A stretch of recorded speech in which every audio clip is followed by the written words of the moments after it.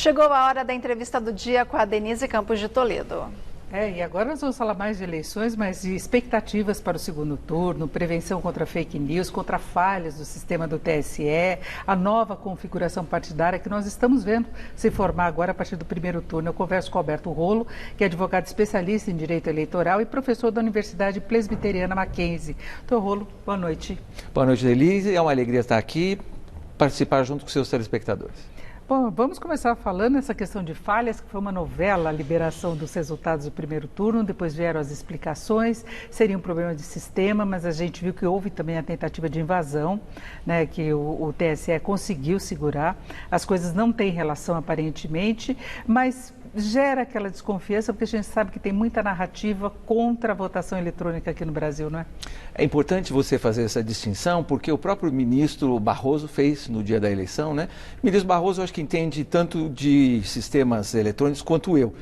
Então, ele não soube comunicar, né? Não seria o momento adequado para ele falar em invasão de hacker. Houve invasão de hacker e, como você destacou, isso acaba confundindo, né? Houve invasão de hacker e eles acessaram dados antigos de ex-ministros e servidores da Justiça Eleitoral. Falado isso, ao mesmo tempo que a gente está tendo apuração em andamento, e aí a gente viu os atrasos, realmente gera no eleitor algumas dúvidas, né? E é normal que o eleitor tenha essas dúvidas. Então, a comunicação não foi boa. A expectativa é que isso não se repita, esses problemas com o sistema. Então, foram dois problemas. Primeiro, do e-título, que a gente pode falar, né? Até teve gente que essa semana quis justificar e agora tem que apresentar documento para justificativa. No dia da eleição não precisava, era só acessar o e-título. Mas a grande maioria não conseguiu. Então, a explicação foi que houve acessos em excesso, né? E aí acabou atrapalhando o funcionamento do sistema. E o problema da divulgação da apuração foi por causa do tal do supercomputador que não foi testado. Quer dizer, foi erro de estratégia, erro também de comunicação. Quer dizer, como é que eu vou usar um computador novo que normalmente tem que passar por fases de testes sem testar?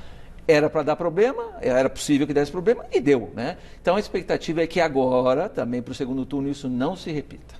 Até porque a apuração deve ser mais rápida, porque são menos cidades que vão estar ainda com as eleições de segundo turno, né? Uma boa parcela já encerrou. 57 municípios. Agora, sabe o que é importante dizer, Denise? E é importante que a Gazeta, como um veículo de comunicação de respeito, né, informe isso para os cidadãos, para os eleitores, é que a apuração é feita na própria urna eletrônica às 5 horas da tarde.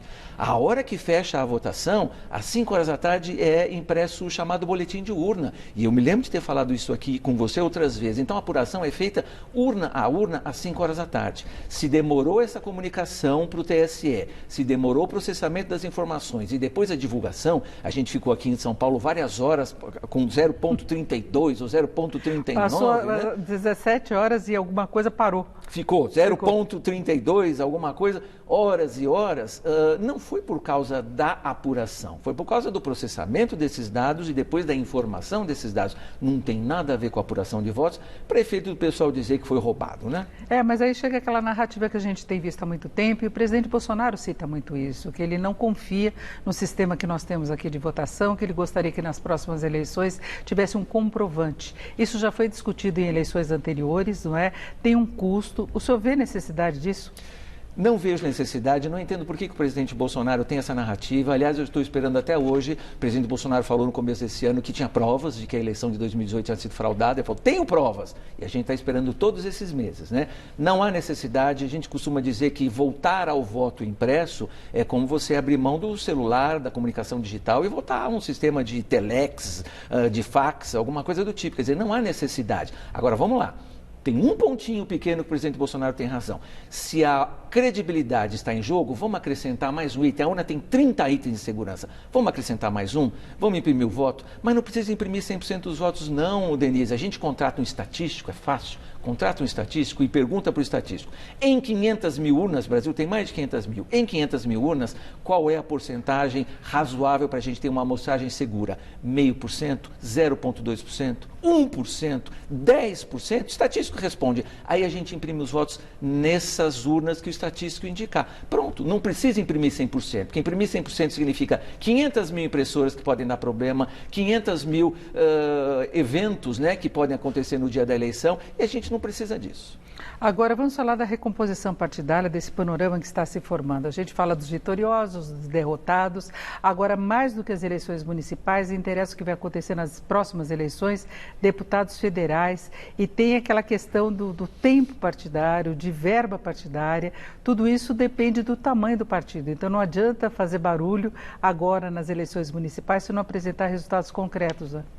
Agora é uma análise política, uma análise científica da ciência política, né? Mas para efeito de tempo de rádio e televisão, que a gente viu, né, partidos com mais tempo, partidos com menos tempo, e para efeito principalmente do fundo partidário, o que contou para esse ano de 2020 foram as eleições de 2018. E para a eleição de 2022 também não muda, porque foram os deputados federais eleitos em 2018. Então, para 2022, a conta é a mesma, o cálculo é o mesmo.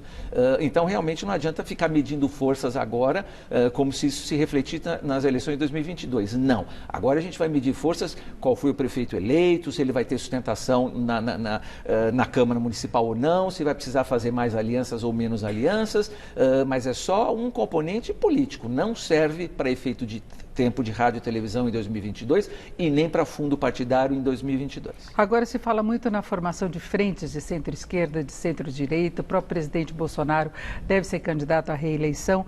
Para que se tenha mais força política, seria importante haver uma fusão de partidos?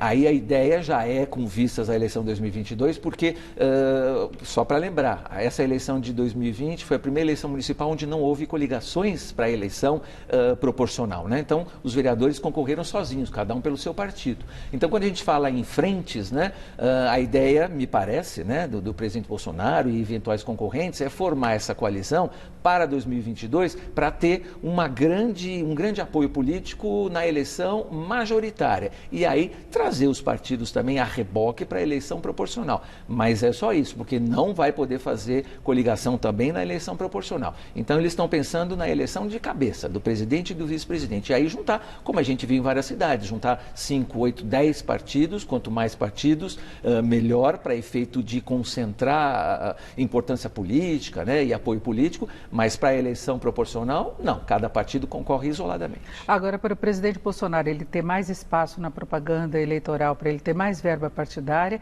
ele tem que escolher um partido maior.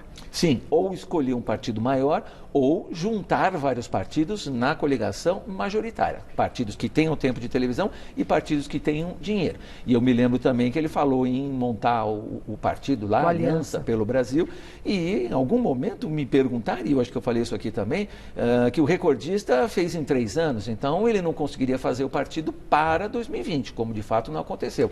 Vamos ver para 2022. Se não, e me parece que ele já tem sinalizado isso, ele vai ter que escolher um partido já montado, já existente, e aí juntar. Não necessariamente, Denise, ele precisa escolher o maior partido. Ele pode escolher um bom partido que já está consolidado no Brasil e aí atrair outros apoios. E aí vai somando tempo de rádio e televisão e dinheiro do fundo partidário. E a gente vê um comportamento bem diferente, independentemente de os candidatos terem ido para segundo turno. Por exemplo, o PSOL tem uma posição de fragilidade quando a gente pensa em verba partidária. A gente vê o PSD de Kassab tendo avançado muito, mas a rede de Marina não. Então a gente vê que, independentemente da força de determinados candidatos ou lideranças, o partido precisa se fortalecer, né? Exatamente, porque o tempo é calculado de rádio, televisão e dinheiro com base no número de deputados federais eleitos em 2018. Então, esse xadrez político vai ser feito e vai ser jogado com base no resultado de 2018. Então, você tem partidos tradicionais que às vezes elegeram poucos representantes e partidos que surgiram, partidos novos, que elegeram muitos representantes e têm muito dinheiro. Então, essa composição é que vai ser levada em consideração para 2022. Agora, doutor Alberto, o senhor acha que houve o controle maior de fake news nessas eleições? Com certeza, e o TSE dá 2 motivações para isso, né? A primeira delas é que, sendo eleição municipal, talvez o valor não compense, né? O investimento para fazer coisa errada. Porque se é uma eleição estadual, uma eleição nacional, aquele que quer fazer fake news e usar de fake news acaba tendo menos interesse em investimento, em gastar dinheiro para fazer coisa errada. Esse é um fator. E o segundo fator, com certeza, é o papel da Justiça Eleitoral nesse controle e em fazer ter, inclusive, acordos, né, de conduta com as próprias redes sociais. Vamos lembrar que isso foi noticiado, que as próprias redes sociais fizeram uma espécie de uma autocensura. Elas mesmas retiraram do ar páginas suspeitas, independentemente da decisão da Justiça Eleitoral. Isso foi um avanço importante, tomara que continue.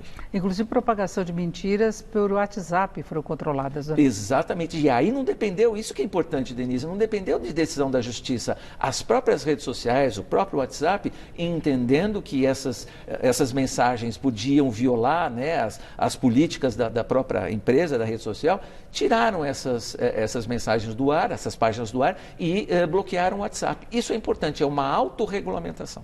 Agora, doutor Alberto, nós tivemos um índice de abstenção altíssimo, né, em todo o país, São Paulo, inclusive. O senhor vê algum problema político, questão da pandemia mesmo, algum problema, por exemplo, com o e-título? A que o senhor atribui? Na média, o aumento não foi tanto assim. Eu tenho certeza que o ministro Barroso esperava coisa pior. A gente ouviu falar em mais de 30%. Na média do Brasil, não foi tão ruim assim, aumentou um pouquinho. Eu sei que em São Paulo o índice foi maior, mas foi por causa da pandemia. Assim, eu conheço pessoas que sempre votaram e que disseram para mim, olha, desculpa, mas eu queria participar da democracia, mas eu estou com medo. Eu estou com medo de ir lá e me expor e trazer a doença para minha casa. E o cidadão tem o direito de ter medo, Denise, por mais que a Justiça Eleitoral garantisse, e garante agora no segundo turno, todos os cuidados, o cidadão eleitor tem o direito de ter medo, né? É a sua família, é a sua saúde, é a sua vida. Então eu acho que esse aumento deveu-se à pandemia, sim, não tenho dúvida. E isso acaba distorcendo sinalizações dadas pelas pesquisas, né? Com certeza, porque depende inclusive das regiões, como você falou, em São Paulo aumentou, em outras regiões a média foi mantida. Então essa análise dos resultados fica prejudicado sim por causa da pandemia. Porque a pandemia atinge, e a gente ouve muito falar isso, atinge a população de uma maneira desigual, né? A gente pode falar em segunda onda em bairros com pessoas mais favorecidas, que fazem festas e tudo mais, e pessoas mais humildes, que tinham que ficar em casa, que não podiam usar transporte coletivo. O impacto da pandemia é diferente, e aí isso acaba refletindo no resultado da eleição, sim. Entra inclusive essa questão do transporte que o senhor citou agora, não é apenas a segurança no local da votação, porque o local da votação eles até tentaram prevenir qualquer tipo de contágio, eu achei bastante seguro, agora o transporte é complicado, né? Também, porque aquele eleitor que não tem, né, transporte próprio, depende do transporte coletivo e tem medo. E olha, você mencionou a sua experiência, eu falo da minha.